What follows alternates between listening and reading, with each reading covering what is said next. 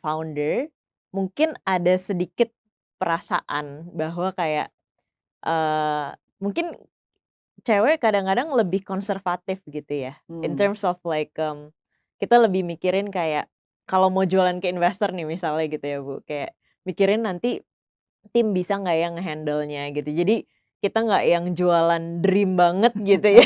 Jadi lebih selalu kalau mau ngejual dream tuh kayak, oke tapi stop dulu nih, nanti tim kita kapabilitasnya ada apa enggak gitu ya. Hmm. Jadi mungkin, di situ juga dan memang kalau based on data, kalau kita ngomongin as a female founder gitu ya, memang yang namanya akses investment itu kan, jauh lebih sedikit gitu. Tapi kita mesti ngelihat juga karena mungkin emang female founders juga masih sedikit juga Hmm. gitu dan sekarang sebagai female founder malah justru emang aku targeting ke, fund-fund yang memang menujunya ke, perempuan karena buat kita jadi lebih gampang kan Hmm. untuk, dapetin duit dari Iya, ya. mereka ibaratnya gitu sih. Nah, tadi Ala bilang bahwa kan perempuan tuh lebih konservatif. Mmm, Contohnya dalam approach kepada investornya dan kita punya presentasi pitch deck-nya juga, ya kan? mhm, Tetapi mungkin ada rasa juga ke insecurity, di mana mungkin selama ini memang dunia kan dominasi oleh laki-laki. Tiba-tiba mmm, muncul perempuan-perempuan melihat satu-satu demikian kan, one mhm, after another gitu loh. iya Jadi iya bikin iya. ada kesannya kayaknya aduh, apa, nggak gitu, apa ya, berani gitu loh. Mmm. Buat aku sendiri ya, aku sih nggak gitu ngerasain kayak gitu sih, Bu. Karena Hmm. again kayak dari dulu emang mungkin dari kecil ya, dari kecil itu, apa namanya, kedua orang tuaku tuh nggak pernah ngebatasin kayak, "Kamu harus main mainan anak perempuan," Hmm. gitu. Jadi dari kecil tuh aku nggak punya pandangan bahwa, "Oh ada loh tempatnya cowok, ada ya tempatnya cewek," gitu. Hmm. Semuanya sama buat aku gitu, kayak karena dulu aku sukanya main mobil-mobilan, dulu Hmm. aku sukanya main remote control gitu.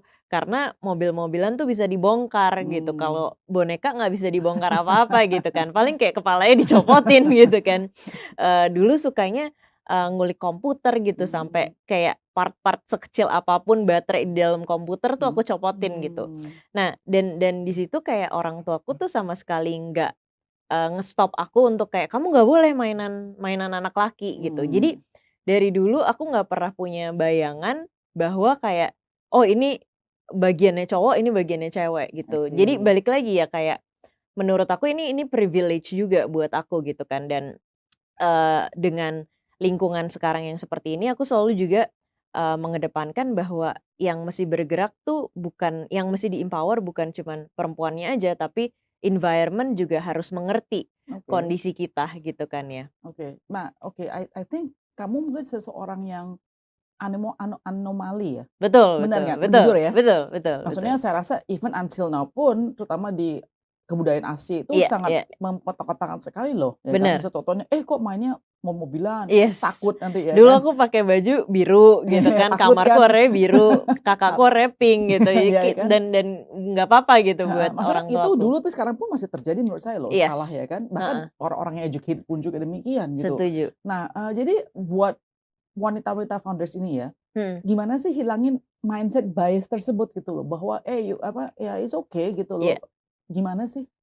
dari dulu ya aku kerja di tim teknologi tuh ceweknya pasti less than 10% Pasti. gitu. Kemudian waktu kita bikin Binar tahun pertama, student perempuan kita itu 10% gitu. Kemudian dari sampel 10% ini, aku bertanya ke mereka gitu, kayak apa sih yang mendorong mereka mau masuk ke dunia ini dan yang memberanikan mereka gitu kan. Dan jawaban mereka tuh lebih kepada, karena aku udah mulai ngelihat ada Mmm. perempuan-perempuan di dunia ini, gitu.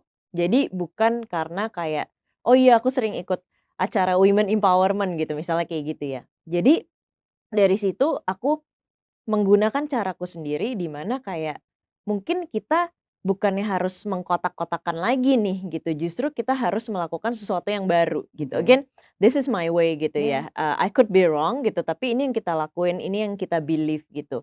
Jadi kita nggak pernah bikin kayak, oke kita bikin kelas khusus cewek aja gitu, Mmm. enggak. Tapi Mmm. yang kita lakukan adalah kita ngangkat mentor-mentor, facilitator kita Mmm. yang perempuan-perempuan. Mmm. Ada 1 bulan itu kayak facilitator kita semuanya 90% perempuan Mmm. gitu. Mhm. Dan dari situ, secara tidak langsung kan kita nunjukin ke mereka bahwa udah banyak loh perempuan di dunia teknologi dan dengan Mmm, melakukan seperti itu, akhirnya sekarang kita punya student itu sudah sampai 40% yang wow, perempuannya, wow, gitu. mhm Jadi mhm. kayak I have my own way untuk melakukan itu sih Iya iya sebenarnya iya. gitu ya dan mungkin ini yang, bisa kita lakukan gitu. Memang kayak perempuan harus lebih show up gitu ya, keluar untuk, bilang pada dunia bahwa kita juga bisa gitu. Mmm, oke, saya ini lebih general topik ya, masalah, female movement. Mhm, Do you call yourself a feminist?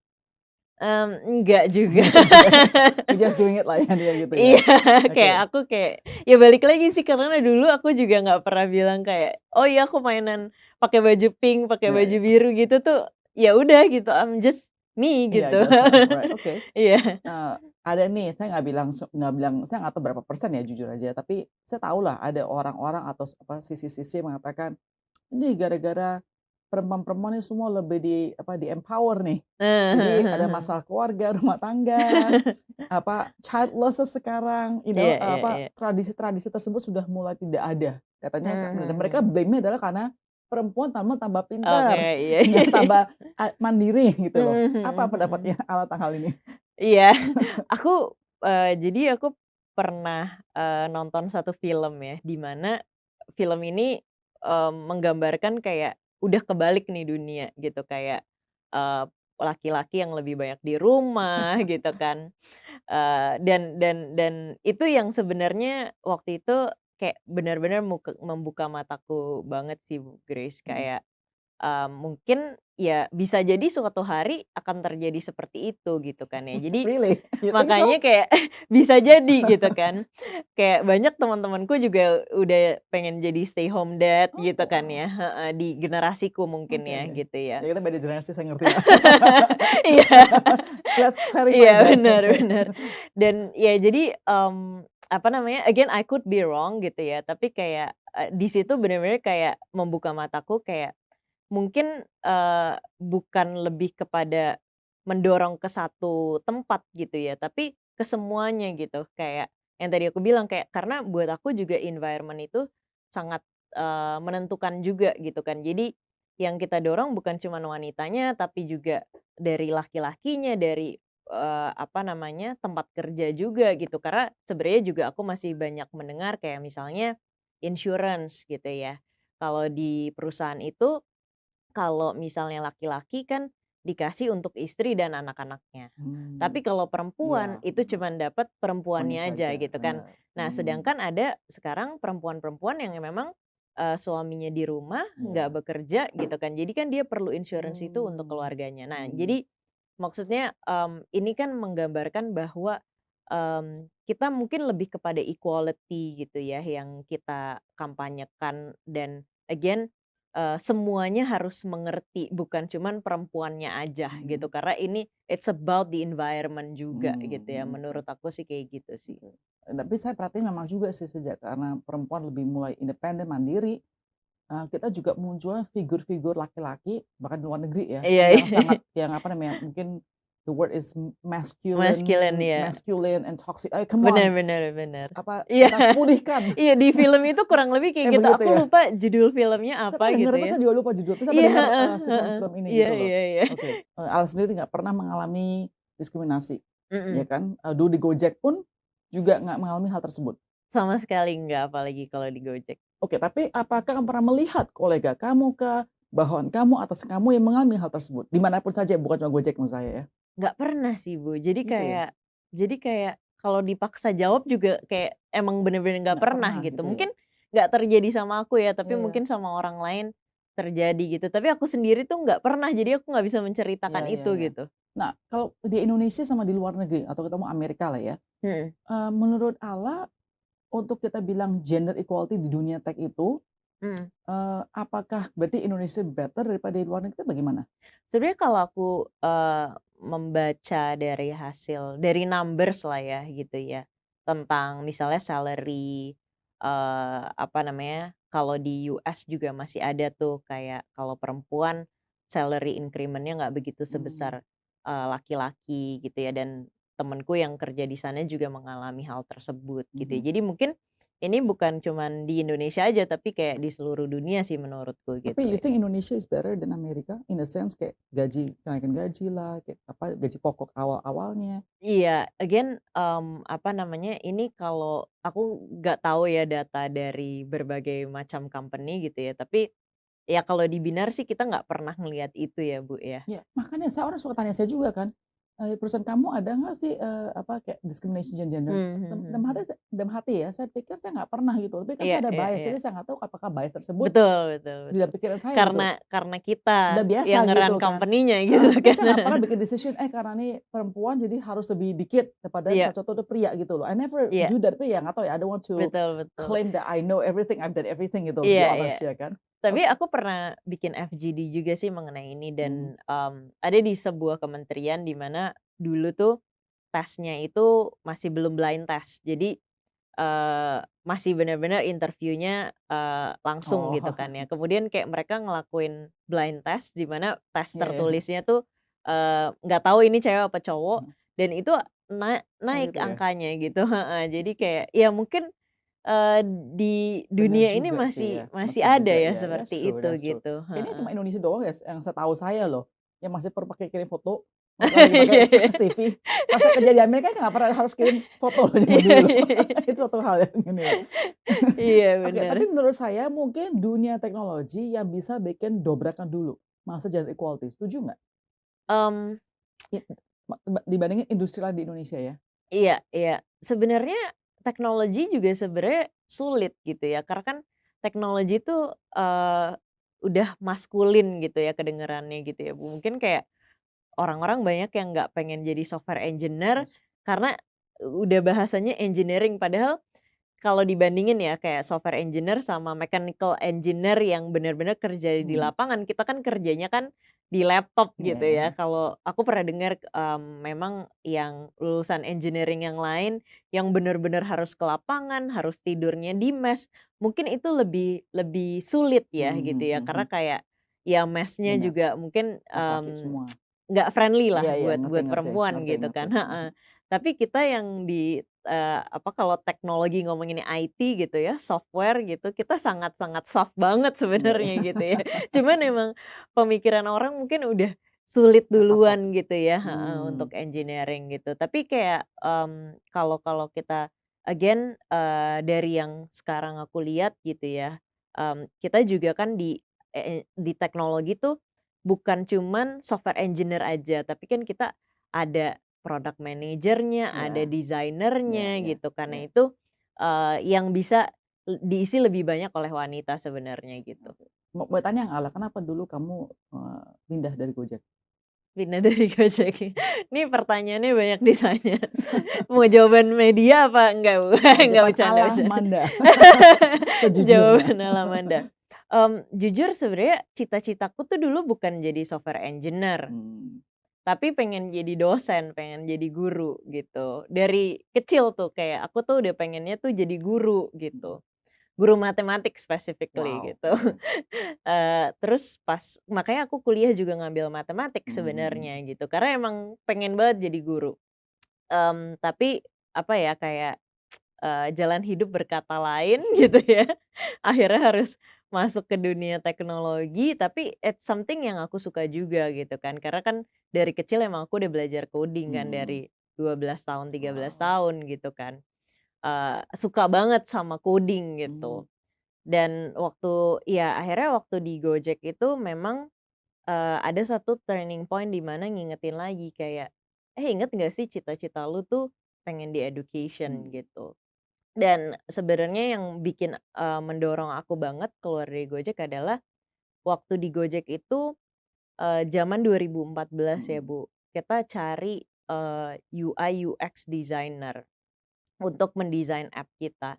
Itu di Indonesia tuh mau buka lowongan UI UX tuh orang nggak tahu UI UX Mhm apa mhm ya mhm. gitu, gimana That's mau true. nyari orangnya gitu Bener kan. bener bener. Itu 2014 loh, padahal kayak di US tuh UI UX tuh udah diomongin dari tahun 90 gitu kan, Mmm, kayak kita ketinggalan kayak 20 tahun bener gitu. bener. Dan, akhirnya di situ aku bener-bener kesulitan mencari orang, akhirnya aku banyak hire fresh grade, even yang dari non-tech background.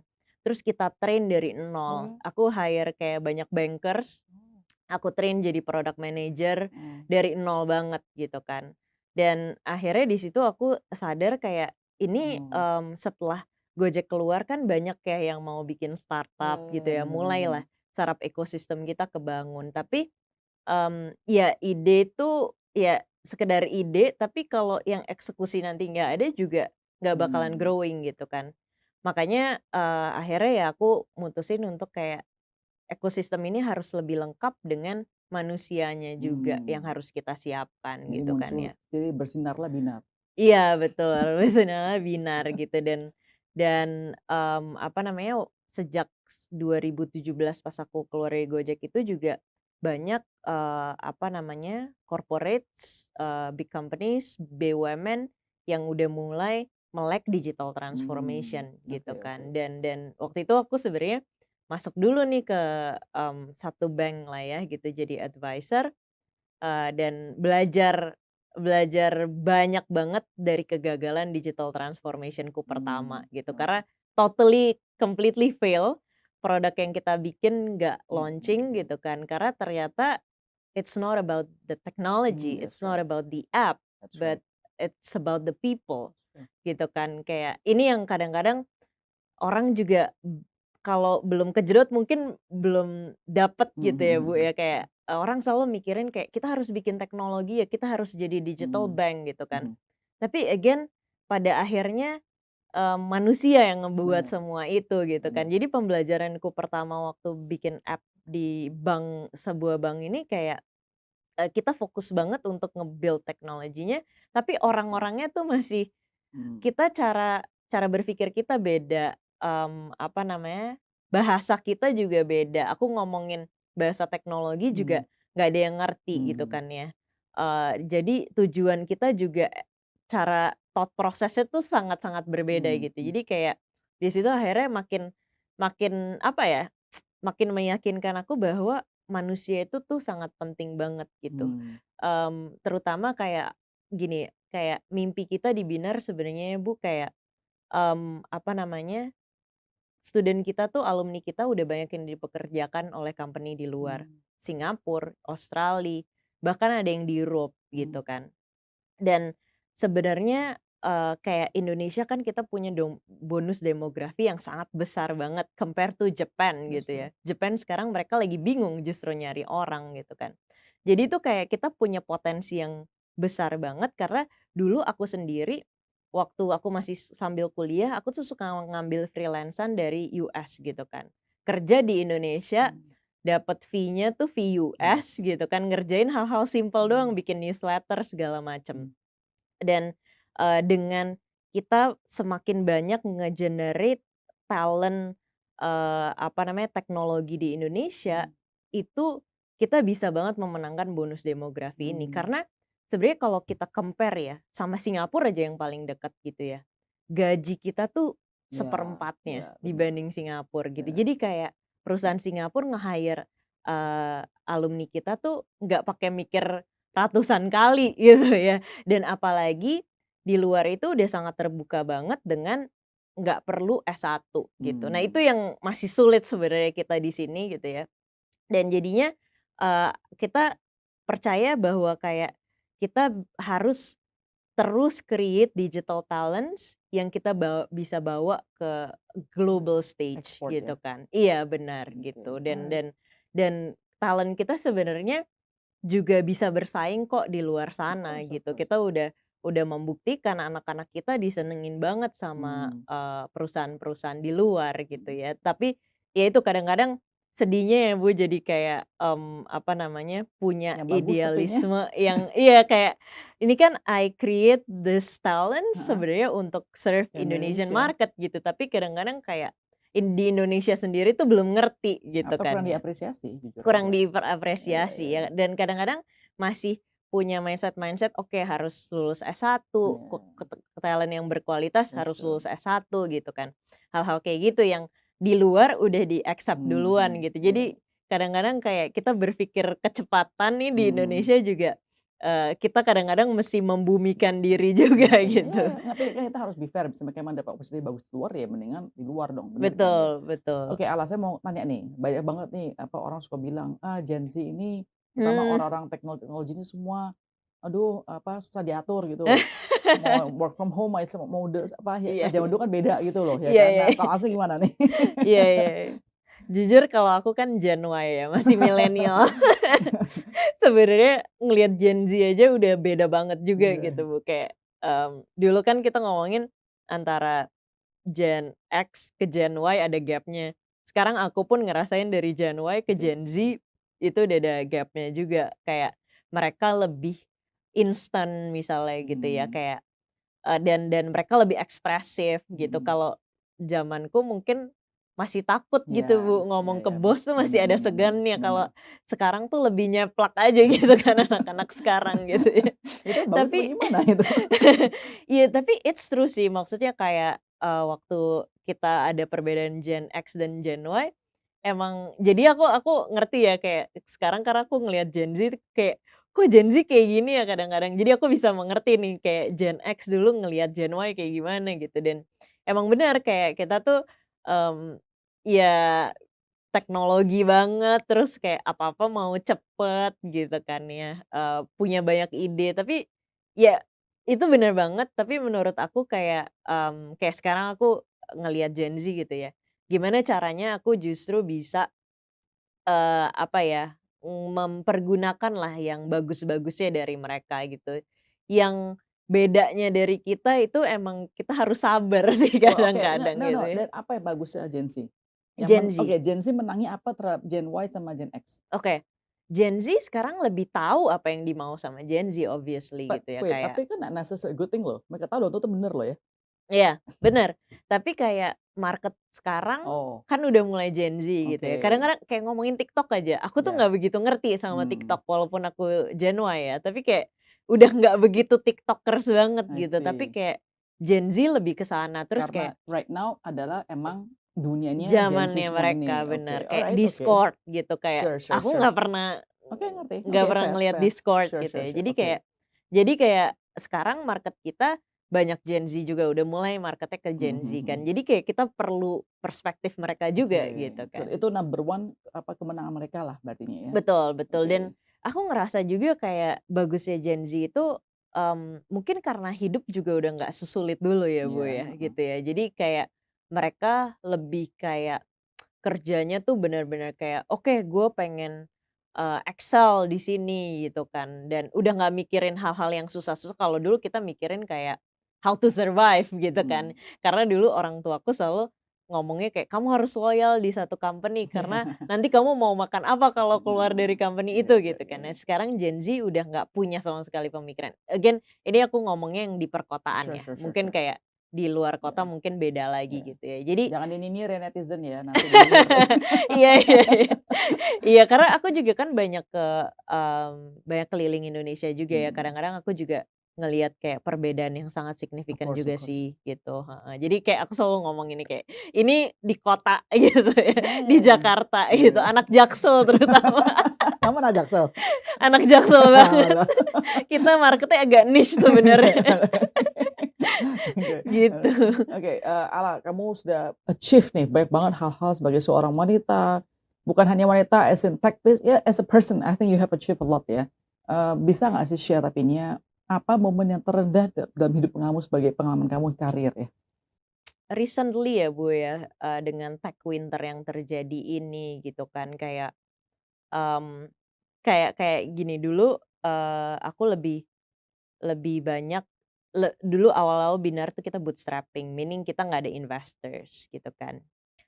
Kita pakai profit kita sendiri Mhm, untuk kita putar gitu ya, bahasa mudahnya.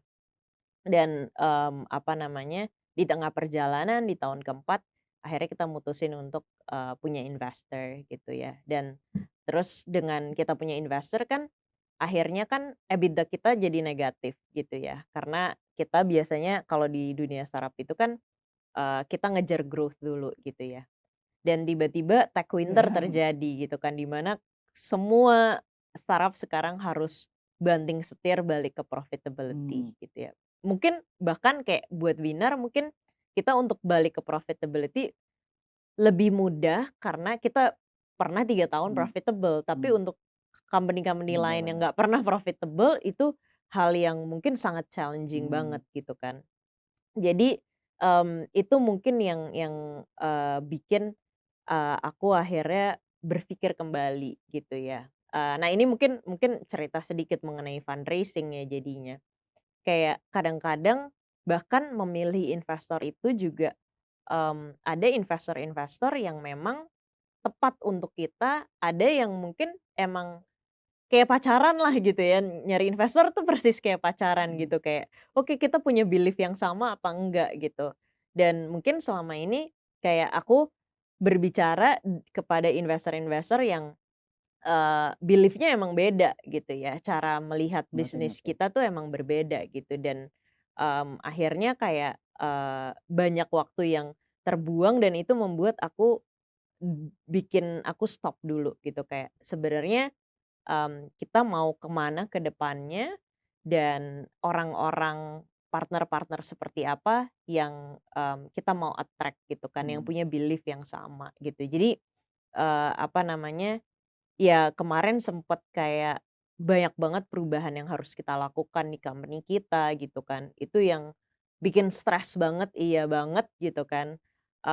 Tapi ya again akhirnya bisa bisa, kembali lagi dan akhirnya bisa justru kayak strengthen our pathway lah gitu mhm, ya, strengthen our goal and pathway gitu dan kayak kadang-kadang tuh, ketemu investor A, ketemu investor B yang again punya belief yang berbeda-beda dan nggak ada yang salah, nggak ada yang benar gitu kan. Dan kadang-kadang tuh jadi kayak ngebelokin kita punya cara berpikir juga gitu kayak, "Oh kayaknya gue harus ngikutin dia deh, oh gue harus ngikutin dia." Akhirnya kayak kita ngikutin semua orang mhm gitu mhm kan, mhm. coba untuk fit in ke semua orang gitu. Dan akhirnya kita malah bikin produk yang nggak Bener, sesuai dengan bener, market, ya tapi ya, sesuai dengan keinginan investor. dari investor gitu kan. Jadi kayak, itu balik lagi kayak akhirnya kayak ngingetin aku sih gitu, kayak ya ini recently lah ya, Tech Winter ini bikin semua founder stres gitu, kayak Termasuk kamu, teman-temanku yang termasuk aku juga, kayak teman-temanku yang founder tuh kita kalau udah pasti. ketemu tuh bener-bener kayak tapi itu sih kayak punya teman-teman sesama founders yang, lagi mengalami hal yang sama tuh, itu lumayan relief juga Iya, sih, kayak kita ketemu kayak kita jadi ngerasa kayak, "Oh bukan gue doang nih iya yang iya, kayak ngerti gini," ngerti gitu, tapi ngerti. ternyata kayak teman-teman gue mengalami hal yang sama, seenggaknya kita ngerasa nggak sendirian sih gitu. Mau nih pertanyaan terakhir, prediksi kamu Tech Winter ini berapa lama sih selesainya? Iya, mmm gini, kalau kalau aku ngelihat dari sekarang dari companies-nya ya, again kita harus balik ke profitable dan most of the companies lah ya gitu ya, dan sebenarnya ada bagusnya juga gitu kan Bu, kayak ini benar-benar kalibrasi, benar-benar mikir sebenarnya ya building real business lah gitu ya, selama ini banyak yang Building building building valuation business gitu building kan. stories, Building ideas stories doang. and valuation gitu kan ya. Tapi di sini kan kita bener-bener disuruh, balik lagi yang seharusnya kayak gimana gitu, and it's a good thing gitu dan mungkin, again sekarang justru masa-masa di mana company-company yang beneran akan yang bagus itu akan survive Mmm, gitu kan ya dan kalau dari sisi companies kayak kita tuh butuh kayak 1 tahun lah ya untuk kita benar-benar bisa, mmm, stabil lagi gitu oke, ya. Kalau dari sisi investor sebenarnya karena aku juga di venture capital mmm, juga gitu kan, aku di Mandiri Capital, apa namanya, kita juga sekarang tuh sebenarnya nyari startup tuh lumayan agak susah lebih gitu. selektif lah. Karena lebih selektif dan juga karena mungkin kayak founder sekarang lagi fokusnya untuk benerin, Mmm, di dalam iya iya, semua dulu gitu oke, kan ya, nggak fokus untuk iya fundraising iya gitu iya, ya. Jadi, apa namanya, sebenarnya kayak duit tuh banyak gitu ibaratnya, tapi untuk digelontorinnya itu tuh emang sekarang karena lebih selektif, karena juga market juga lagi slowing down juga. Jadi, mungkin aku lihatnya kayak 2 tahun lah ya 2 gitu ya. tahun, Mhm mhm. Kita oke, sampai bisa kembali lagi. Ya ini alright, sebenarnya kayak It's a long winter, dotcom man. bubble yang terjadi lagi Iya, sekarang ya. ya kan. Dulu kan tahun 2000 ya? Mas yang bubble Tahun terjadi iya ya? Iya, 2000 iya. bener, Oke. heeh. Well, I hope that Binar ya, bertahan sampai 2 tahun ini, ya kan? Harus So, dong, harus bertahan harus dong ini ya. harus Thank you so much, bertahan. I'll appreciate it. Thank you, Iya. Grace.